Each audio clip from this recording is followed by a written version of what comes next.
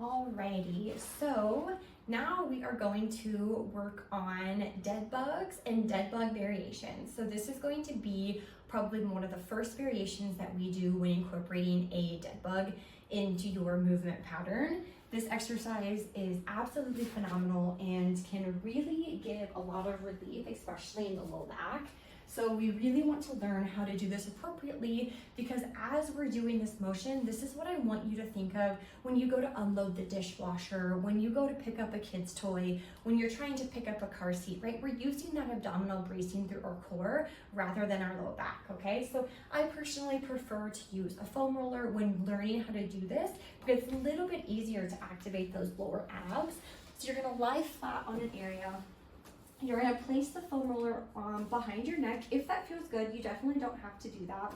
You're gonna lift your legs up, and then just being in this tabletop pattern, can we do a really good breath? So inhale, exhale, where we feel our breath pushing back into our spine as well as pushing back into our sides, and then kind of also in that A to P breathing pattern. Ideally, we're not having any doming, we're not pushing the breath into an abnormal pattern, we're not pushing on our pelvic floor, we're really just kind of creating a good brace. And so from this point here, we're going to go into that first variation where we're just gonna do some heel taps, right? We're just going to take one heel down, and ideally we're going to inhale down, exhale up. So we're gonna inhale, exhale. And on that exhale, we really want those lower abs to be the portion that's helping us draw that leg forward. We should not feel any of this in our low back.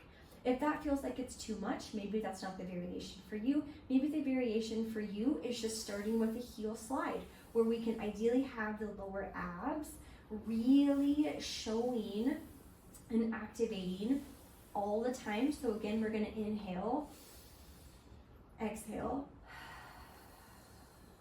inhale, exhale. I personally really like my hand to go where I'm supposed to cue it. That way, I can feel that it's activating, but it also tells my brain, hey, this is what I want from you, okay? When doing either the heel slide and or the heel taps, we ideally should stay nice and loose here, and this tensor fasciolata muscle, so it should feel very, very squishy. Sometimes people will tend to activate their hip flexors and use the TFL to do this motion, which is probably why they're having that hip pinching or anterior pelvic tilt, where we're really trying to retrain out of that position, okay? So we're gonna go back into that tabletop. We're just doing lower extremity. We're either going to be doing heel taps this way, or we're going to be working on slides. If either of those variations feel like too much, we could also just go out and in, really pulling in with those lower ab muscles. Again, we're gonna inhale out and exhale in. So inhale, exhale, inhale, exhale. Okay, and so with that, again, we're really creating that lower ab strength. And this is a skill, you know, you might not feel this those first couple reps that you're doing. You might not even feel it the first couple times that you're practicing doing this.